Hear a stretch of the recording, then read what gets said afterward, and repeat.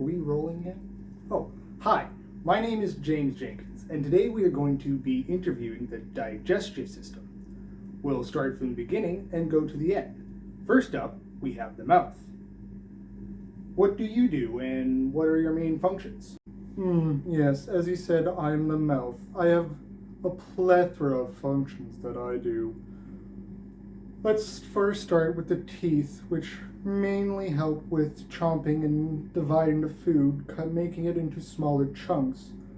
Why is that important, you ask? Well, it's quite simple.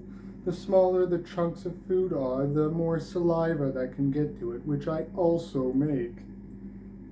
Anywho, after the saliva gets all over the food, the glucose that I eat then starts to break down, and the rest of it gets nice and lubricated up so it can go down the esophagus easier.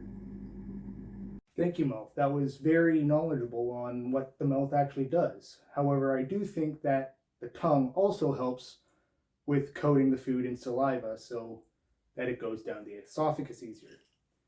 Speaking of, we were going to have the esophagus up next. However, he got a little camera shy as he doesn't think he is as important as the rest of the digestive system, which isn't true, as it is a muscular tube that brings the food that the mouth chews to the stomach. But with that out of the way, let's interview the stomach. What's up? I'm the stomach. I'm the third part of the digestion system after the esophagus. I'm kind of cool because I do both physical and chemical digestion. I do that through a process of making like 2 to 3 liters of this stuff called gastric juice, which is a mix of water and mucus and salt and stuff. Oh, and hydrochloric acid. And after that is made, it has like a pH of 1 to 3, which is really strong.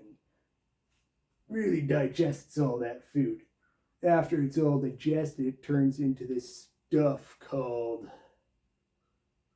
what's it called again? Chyme, that's what it is.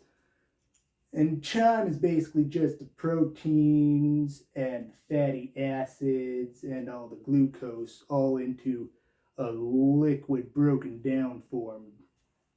And yeah, after that, I just send it on its way to the next digestion process. That's what's up. Thank you, stomach. That was actually very well done. You didn't actually miss as much as I thought you were going to miss. The only thing that I would probably add is that the physical digestion happens due to the muscles on the outer side of the stomach that make the liquids in it turn and mix up. Next up, before we get to the next part of digestion, which is in the duodenum of the small intestine, we have the accessory organs, which is the liver, the gallbladder, and the pancreas. To you guys. Hi, I'm the liver. I don't do much for the digestive system. I mainly just filter blood and stuff, but one of the byproducts of that is this stuff called bile salts, which is important for the digestive system as it breaks down all the fatty acids. Yeah, after I secrete it all and stuff, this little guy right here, the gallbladder, he stores it all up so it's all nice and ready for the digestion when it happens. And yeah, that's basically what we do. Thank you, liver. That was very insightful on what you and the gallbladder do. Now, sadly, the pancreas couldn't make it here today, so I'm going to go over a couple notes before we move on to the small intestine. The pancreas helps by creating pancreatic juices. In these pancreatic juices are things called trypsin, which helps break down protein, pancreatic amylase, which helps break down carbohydrates and starch and glucose, and then lipase, which helps break down fats and fatty acids.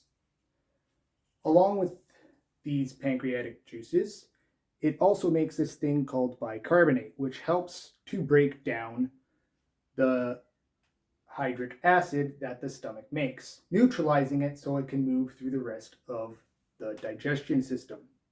Now, without further ado, let's see what the small intestine has to say. Hi, I'm the small intestine.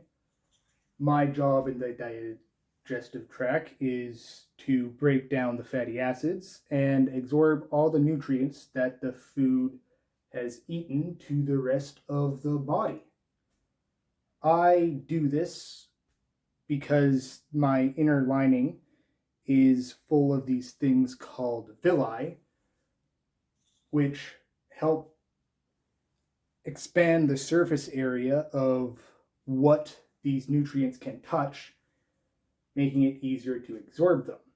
And on top of that, each villi has these things called microvilli, which do the exact same thing, making my surface area quite extensive compared to the other organs.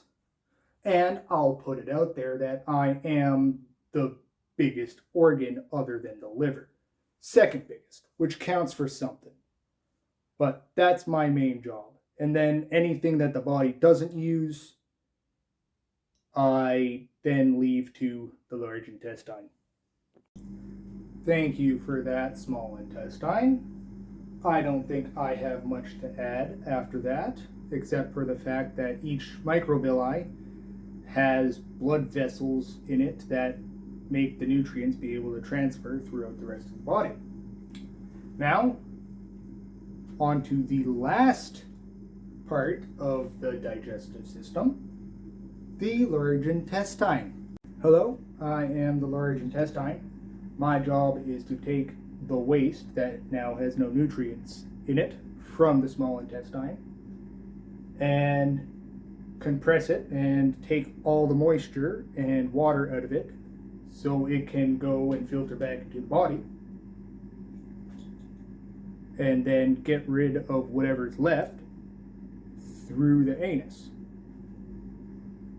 Now, if you ask me, I kind of got the crappy end of the stick looking at the rest of that digestive system. But you know what? What are you going to do? At least I'm very much needed. Thank you, large intestine. I see what you did with the pun there. And yes, you are definitely very needed so the body can get rid of the waste that it doesn't need. Well, that will be it for interviewing the parts of the digestive system and how it works. Thank you very much for joining us, and I will see you guys in the next interview. What's up? Editing James here. Here are some of the bloopers that happened because I definitely didn't take every shot first time. Enjoy. What's up? I'm the stomach. Few notes. The pancreas is in charge of making a lot of Hi, my name is my name. What? Hi, my name is the name